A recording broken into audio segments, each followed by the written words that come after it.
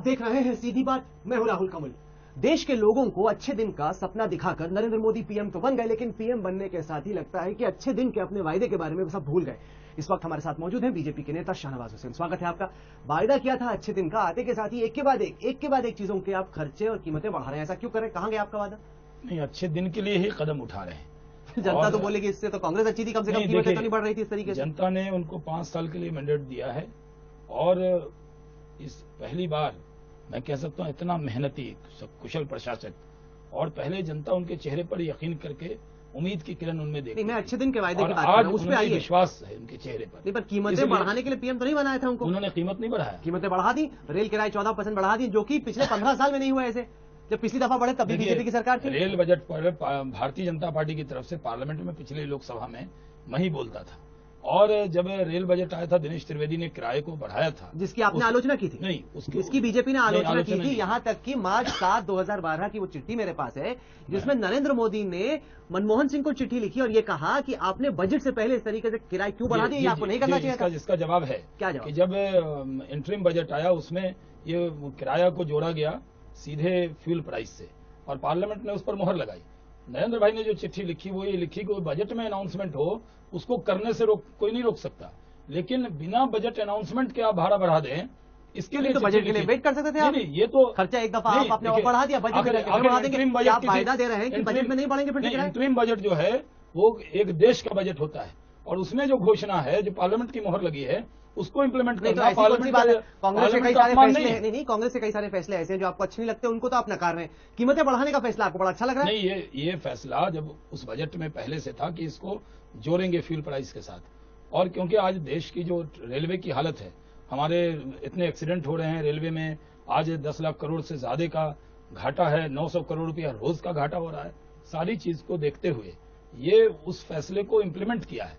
जब बजट रोक सकते थे ना, अगर आपको लगता है कि गलत फैसला है आप रोक सकते थे। कांग्रेस के कितने सारे फैसले आपने बदल दिए। नहीं, कोई बजट का फैसला अभी क्या बदला? हम अपना बजट लाएंगे तो उसमें कुछ और कीमतें बढ़ाएंगे। लेकिन अभी है ना क्या हुआ है, जब कांग्रेस सरकार में थी तो आप कहते हैं ये सरकार लाचार है, कीमतों पे काबू नहीं पा पा रही। जब से वित्त मंत्री चेंज हुए हैं तब से वही बहाने कांग्रेस वाले वो सुना रहे हैं कि इन्फ्लेशन बहुत ज्यादा है, वहां पे अनियम की होर्डिंग हो रही है। कांग्रेस ने जिस तरह की विरासत दी है उसको प्रधानमंत्री जी मोदी जी और जेटली जी बहुत ताकत से लगे हैं कि कैसे जो इकोनॉमी डिरेल हो गई उसको ट्रैक पर वापस लाए। महंगाई अगर खाने पीने की चीज में थोड़ी हुई है तो वो कंट्रोल हुई है, और सीमेंट का दाम घटा है, लोहे का दाम तेल के दाम बढ़े हैं, तेल का तो गल्फ रीजन में प्रॉब्लम आ गई ना, और साथ के साथ ये कह रहे हैं कि बिजली के दाम भी बढ़ेंगे। आपको चीजें महंगे करने के लिए तो सरकार में नहीं मौका दिया। एकदम नहीं, लोगों का दुख दूर करने के लिए मौका दिया है और नरेंद्र भाई लोगों का दुख दूर करेंगे। कमाल की बात है, मतलब कि अच्छे दिन में बाद में लाऊंगा, पहले बुरे दिन लेके आऊंगा। तो ये चुनाव से पहले क्यों नहीं बोला कि अच्छे दिन लाने के लिए मैं बुरे दिन लाऊंगा? आप मेरे साथ सड़क पे चलिए, लोगों से पूछे कि वो सहमत है कि नहीं आपने कीमतें इस तरीके से बढ़ाई। घूम के आ रहा हूँ और लोग इसकी मुखालफत कर रहे हैं, लोग परेशान हैं।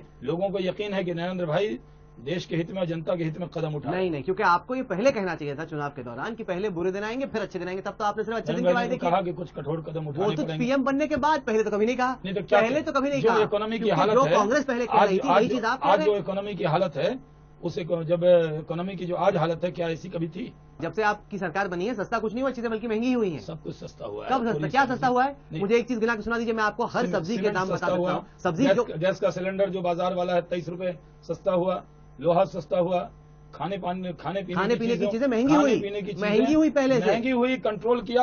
क्या और महंगा करने का प्लान है आपका? बता दीजिए, जनता तैयार हो जाए। नहीं, हम लोग इस देश में लोगों के लिए जो कांग्रेस की सरकार में जिंदगी सस्ती हो गई थी, हम लोग जिंदगी को सस्ती होने नहीं देंगे। जिंदगी की आप बात करें, क्योंकि महिलाओं की सुरक्षा को लेकर मोदी जी ने वायदे किए थे। अब आते के साथ ही जयपुर के कोर्ट का समन आता है आपके एक मंत्री को, निहाल चंद मेघवाल, और प्रधानमंत्री की तरफ से आदेश जाता है कि मेघवाल का डिफेंस होना चाहिए। अरे वादा तो क्या था, महिलाएं सुरक्षित होंगी। एक ऐसा मंत्री जिस पर रेप का आरोप है, उसको डिफेंड करने को कहा जाता है। मिथ्या आरोप, एक झूठा आरोप, न पहली एफआईआर में न दूसरी एफआईआर में कोर्ट ने, पुलिस की जांच में वो पाक साफ साबित हुए, नीचे अदालत में पाक साफ साबित हुए।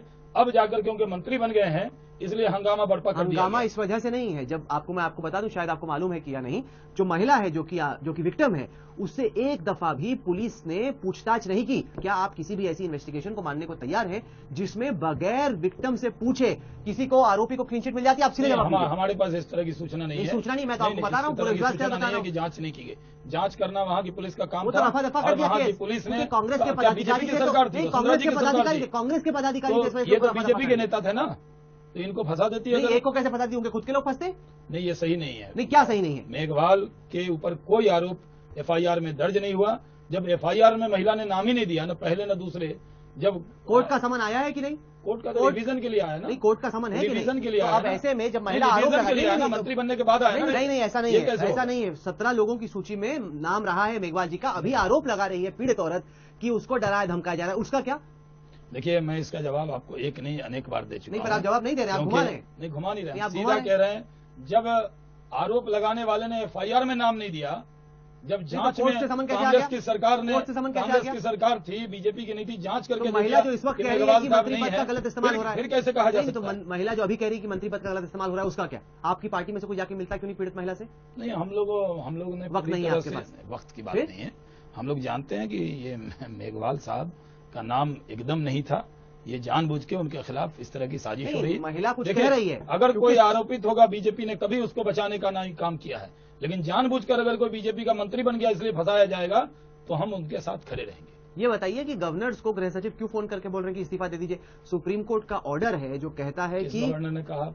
महाराष्ट्र के गवर्नर कह रहे हैं, इंटरव्यू देके कह रहे हैं कि उनको अनिल गोस्वामी जो कि गृह सचिव है, उनका फोन आके कह रहा है कि वो इस्तीफा दे दें। क्यों ऐसा कर रही है आपकी सरकार? देखिए, बात केजरीवाल की खांसी लग गई आपको? नहीं, हमने बहुत मुखालफत की थी उसकी। हमने वो खैर, केजरीवाल साहब की जो खांसी थी, उस पर तो कोई चर्चा सीधी बात में नहीं करेंगे, लेकिन नहीं, मेरे सवाल का जवाब दीजिए, मैं भटकने नहीं दूंगा आपको। महाराष्ट्र के गवर्नर कह रहे हैं कि गृह सचिव उनको फोन करके कह रहे हैं कि इस्तीफा दीजिए। सुप्रीम कोर्ट का देखिए- आदेश है कि सरकार नहीं निकाल देखिए, सकती गवर्नर को। गवर्नर को सरकार नहीं निकाल सकती। तो क्यों गृह सचिव फोन और कर रहे हैं? आप राहुल जी कहाँ थे? हमारे तो सारे गवर्नर को, कैलाशपति मिश्रा गुजरात के 2010 गवर्नर का थे, सुप्रीम कोर्ट का ऑर्डर है, उसके गवर्नर बाद थे, का। नहीं, उसके बाद का गवर्नर सुप्रीम कोर्ट थे, का और ऑर्डर है ना? उसी गवर्नर हाउस में 2010 का दूसरे सुप्रीम गवर्नर कोर्ट का को ऑर्डर वोट है। दिला दिया गया। 2010 का सुप्रीम कोर्ट का ऑर्डर है, उसकी आप अवमानना कर रहे हैं। देखिए, कांग्रेस 70 चूहे खा के बिल्ली हज के चली है। एक तो से कांग्रेस एक ने तर्क गलती दे की, रही वो है। ठीक है, कमाल की लेकिन बात है। हमने आप कह रहे नहीं हैं किया। अरे गृह एक सचिव भी- फोन करके कह रहे हैं, एकदम नहीं जो किया। हम राज्यपाल ये कह रहे है हैं, जो लोग- महाराष्ट्र का, वो इंटरव्यू जो- देके कह रहा है देखिए, जो कि गृह कोई- सचिव का फोन है। क्या आप कह रहे हैं कि महाराष्ट्र का गवर्नर झूठ बोल रहा है? क्या आप कह रहे हैं कि महाराष्ट्र का गवर्नर झूठ बोल रहा है? महामहिम जी को इस तरह का इंटरव्यू देना चाहिए था। नहीं, इंटरव्यू देना चाहिए अरे था। क्यों वो देना आपकी चाहिए? पोल खोल रहे हैं। आपके गृह सचिव फोन क्यों कर रहे हैं गवर्नर्स को? अब आपके देखिए, गृह सचिव फोन क्यों कर रहे हैं? मैं क्या आप कह रहे हैं कि गवर्नर झूठ बोल रहे हैं? वो महामहिम जी हैं। नहीं, आप मैं सीधा उनको सीधा कुछ बताइए कह ना। नहीं नहीं, सकता, तो आप कह रहे हैं कि वो झूठ बोल रहे इतना हैं। मैं जरूर कह सकता हूं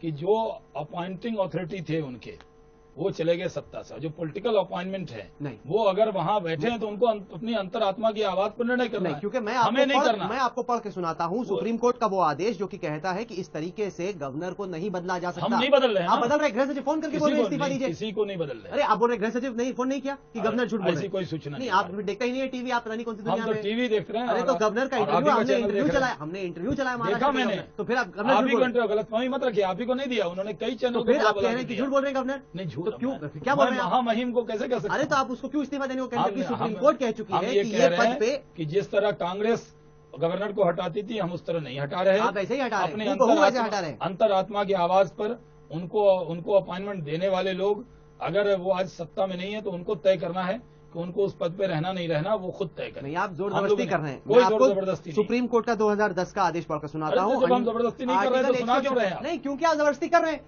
क्योंकि एकदम नहीं कर रहे। आप ना कह रहे हैं कि महामहिम झूठ बोल रहे हैं, आप मान रहे हैं कि गृह सचिव फोन कर रहे हैं, आप समझा नहीं पा रहे हैं कि आप जोर जबरदस्ती क्यों कर रहे हैं। जो चीजें आपने कही थी कि कांग्रेस गलत कर रही है, अब आप कह रहे हैं कांग्रेस ने भी तो किया था। अरे तो इसीलिए तो उनको अब क्या हटाया, करें? मान लीजिए इसीलिए तो उनको हटाया। सीबीआई कुछ महामहिम से पूछताछ करना चाहती है, तो वो दो अलग केस तो है। क्या करें? तो हम महाराष्ट्र रख के लें? गवर्नर से तो नहीं पूछताछ करना नहीं, चाह रही कि ना उस तरह- शीला दीक्षित से पूछताछ करना चाह रही नहीं, हम ये कह रहे हैं कि अगर कोई महामहिम है, उनको निर्णय करना है, उनकी अंतरात्मा की तो आवाज पर। अंतरात्मा पे धक्का क्यों लगाया जा रहा है? हम नहीं लगा रहे, गृह सचिव फोन कर नहीं। रहे हैं। अरे जनता देख रही है, जो वायदे नहीं। किए थे उन वादों पे अमल एकदम कीजिए। ये नहीं वादे आप कह पे सकते हम सरकार कांग्रेस बनने के बाद रास्ते आप पर ये नहीं कह चलते सकते। हैं। आप वही कह रहे हैं कि कांग्रेस ने भी किया, हम भी कर हम रहे हैं। इंसाफ और इंसानियत के आपने अभी रास्ते तो पर कहा कि चलते कांग्रेस ने हैं। भी तो, आपने क्या मेरे को समझाया? आपने कहा कि कांग्रेस ने 2004 में किया वही चीज अब हम कर रहे हैं। नहीं, हमने आपने तो यही कहा हमने कि जब कहा कांग्रेस की सरकार कि 2004 में कांग्रेस बनी ने तब जो गवर्नर गलती ने की यही वो किया। हम नहीं करेंगे। वही कर रहे हैं आप हूबहू। हम नहीं कर रहे हैं। हमने न किया न करेंगे। अब कुछ महामहिम खुद ही जाना चाहते हैं तो अब क्या करें? रोके नहीं, जाकर जो उनको। नहीं जाना चाह रहा हम उसको नहीं जाना जबरदस्ती चाहते तो करके बने निकाला रहेंगे जा रहा ना। अगर हम हटा देंगे तो उनको सीधी बात कर लीजिएगा उनसे। नहीं, क्योंकि वो तो बयान दे चुके हैं, अरे आपकी जब- पोल खोल चुके हैं। अगर हम आपकी बयान अगर हम हटा दें तो पहला सीधी बात राहुल कमल जी के साथ उनका हो जाए। चलिए। हम हटा ही नहीं रहे उनको। एक छोटा और सा खुद ही अगर जाना चाह रहे हैं तो हम क्या करें? रोके जाके। जयललिता वाइको आपके खुद के आला काफी परेशान है। हिंदी भाषा आप लग रहा है कि बाकी राज्यों पर थोप रहे हैं, ऐसा क्यों किया जा रहा है? अब तो प्रेशर में आ गई है सरकार, थोड़ा अपना ऑर्डर बदल रही है, लेकिन नियत तो ऑर्डर के जरिए साफ हो गई। राहुल जी, आप तो हेडलाइन टुडे में अंग्रेजी बोलते मैं हैं हिंदी अंग्रेजी दोनों बोलता हूं। और आप सीधी बात में हिंदी बोलते हैं, तो ये आपकी सुविधा पर है, आप पर थोपा तो नहीं जा रहा। नहीं, लेकिन फर्क है। लेकिन सुविधा जो काम में क्योंकि हिंदी किसी भी गैर हिंदी राज्य पर हम थोप नहीं रहे। क्योंकि गृह मंत्रालय का वो ऑर्डर 27 मई का ऑर्डर, आपने पढ़ा ना पढ़ा, मैंने पढ़ा, उसमें ये लिखा है कि हिंदी पहले अंग्रेजी बाद में, हिंदी अनिवार्य, अंग्रेजी आप देख लीजिए। ऐसा क्यों हो रहा है? जो भारत की राष्ट्रीय भाषाएं हैं वो अलग अलग राज्य में है। उड़ीसा में उड़िया को प्राथमिकता है, तमिलनाडु में तमिल को प्राथमिकता है, कर्नाटक में कन्नड़ को प्राथमिकता है, और जहां हिंदी बोली जाती है वहां हिंदी का उपयोग करेंगे। क्योंकि हम हिंदी किसी पर, हमारी सरकार हिंदी किसी पर नहीं पर एक फर्क है ना, और सरकार की तरफ से क्लैरिफिकेशन आ गया नहीं, पर क्लैरिफिकेशन के बावजूद जो संदेश गया है वो ये कि जो लोग हिंदी जानते हैं वो इस सरकार में उनके अच्छे दिन हैं, जो हिंदी नहीं जानते वो अफसर उनके बुरे दिन। नहीं, क्योंकि आप चाहते हैं कि हर ऑर्डर हिंदी में दिया जाए, हर चिट्ठी हिंदी में लिखी जाए, हर आदेश हिंदी में दिया जाए, तो ऐसे में हम लोग ज्यादा हिंदी पढ़ने वाले लोग आ गए हैं। पर अगर मान लीजिए मैं तमिल होता और मुझे सिर्फ तमिल ही आती तो मेरी सुविधा के लिए मैं नोट अपने लैंग्वेज में मंगाता। कई देश के कांग्रेस के नेता हैं जो हिंदी बोलते हैं लेकिन वो लिपि अपने लैंग्वेज में मंगाते हैं। तो जिसको जो सुविधा होती है वो काम करता है, लेकिन जबरदस्ती हम थोप किसी पर नहीं रहे हैं। सरकार ने इसका जवाब दे दिया, अब ये कोई इश्यू नहीं है। ये बताइए कि स्मृति ईरानी के एफिडेविट पर काफी चर्चा हुई, आपको लगता है कि उन्हें कुछ सफाई देनी चाहिए? कि तब से तो वो कैमरे से गायब हो गई कि वो मेहनत कर रही है। नहीं, मेहनत तो कर रही, लेकिन एफिडेविट के बारे में पूछ रहा हूं। मैं आपको एफिडेविट के बारे में पूछ रहा हूँ।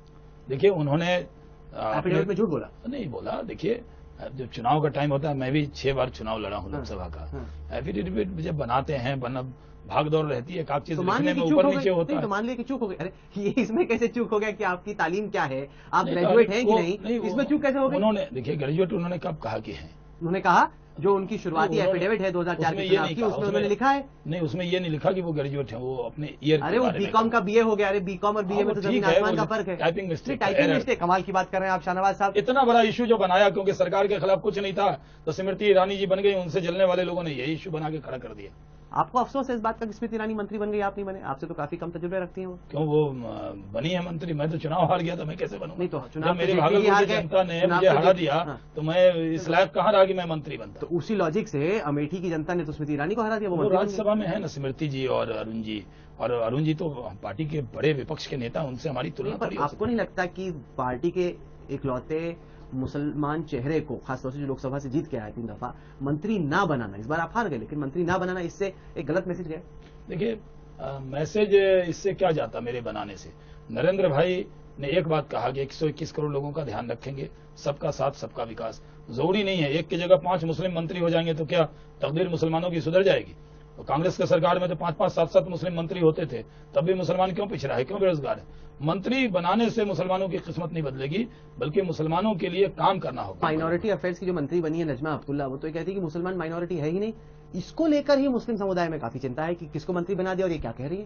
देखिए, नजमा जी के कहने का मतलब ये था कि माइनॉरिटी में माइनॉरिटी पारसी है, ये कहा। उन्होंने कहा कि इस देश में मुस्लिम माइनॉरिटी नहीं है। अब संविधान कहता है कि मुसलमान, तो मंत्री तो मुसलमान अल्पसंख्यक है। मंत्री गलत बोल रहे हैं? नहीं, उन्होंने, उनके कहने का एरर हो सकता है, लेकिन हिंदुस्तान का मुसलमान अल्पसंख्यक है, ये भारत का संविधान कहता है। ऐसे आदमी को मंत्री बना, भारत का संविधान कहता है, तो उसको क्यों गलत बताया? ऐसी औरत को मंत्री बना दिया मोदी जी ने जो मानता ही नहीं कि माइनॉरिटी है मुस्लिम।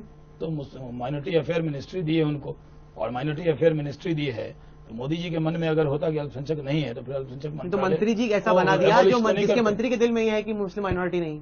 देखिए, आज भी हिंदुस्तान का मुसलमान, देखिए दिल्ली का मुसलमान या गुजरात का मुसलमान या महाराष्ट्र का मुसलमान की तुलना आप करेंगे बिहार, आसाम और बंगाल के मुसलमान से तो नहीं हो सकता। आज जाकर देखिए, बंगाल में एक जोड़ा कपड़ा के अलावा नहीं है।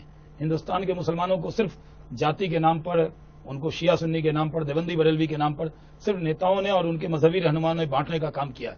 आज जरूरत है कि उनको हिंदुस्तानी समझकर उनकी खिदमत की जाए। जो हिंदुस्तान का नागरिक है उसकी खिदमत करना, इस देश के लोगों की सेवा करना, और नरेंद्र भाई उसी को करेंगे।